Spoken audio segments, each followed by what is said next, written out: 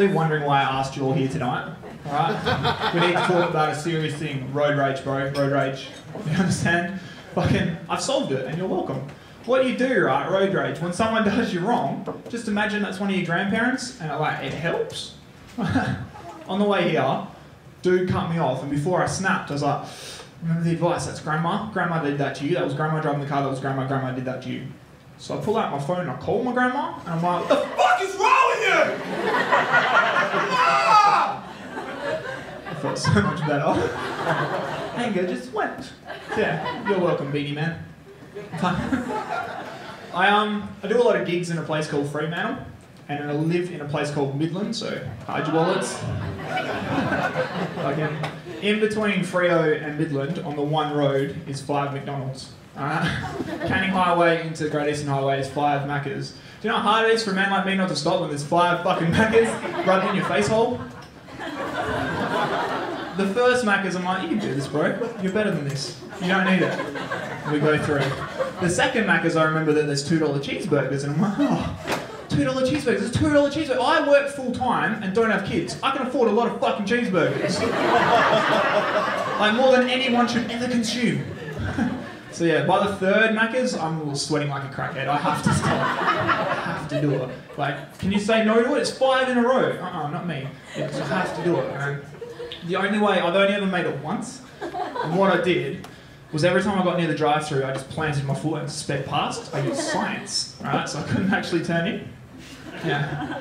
That's why I was thinking, right, if this government's serious about tackling an obesity issue, it should be legal for fat people to speed if they're within eye line of the drive-thru. I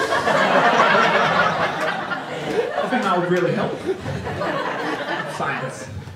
I get hell upset about sayings for no reason. They just really, it's the only thing that really upsets me is sayings. Like, because people repeat them and they don't think about what they're saying. Like, don't bite the hand that feeds you. Don't bite the hand that feeds you. That's unnecessarily specific. Just don't bite hands. I mean, you're a person, just don't bite people's. The one that actually really gets to me, right, is actions speak louder than words. Have you heard of that, Beanie Man? I didn't make that up. Actions speak louder than words. No, they don't! That's why we invented words, because actions aren't loud enough. Like, if there was an emergency, you'd want me to use words and not actions. And I'll demonstrate to you, okay? Ready? This is words. Watch out, there's an albatross attacking. Everyone run for your lives. There's a giant albatross. Acting. Alright, and now that was words, this is actions.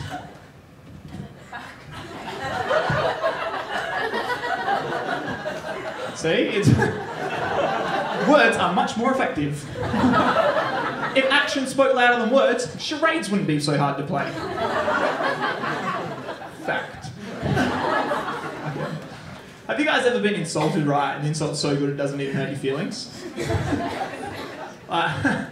One time, I was just being a fuckhead, and my dad looks at me and he goes, "You're living proof your mum fucked around." You're too fucking dumb to be my kid. But how good is that insult? It's a fucking gangster insult, man. What he managed to say there is that he's super smart, I'm retarded, and my mum's a whore. He said all that in 15 words. That's some economic wordplay.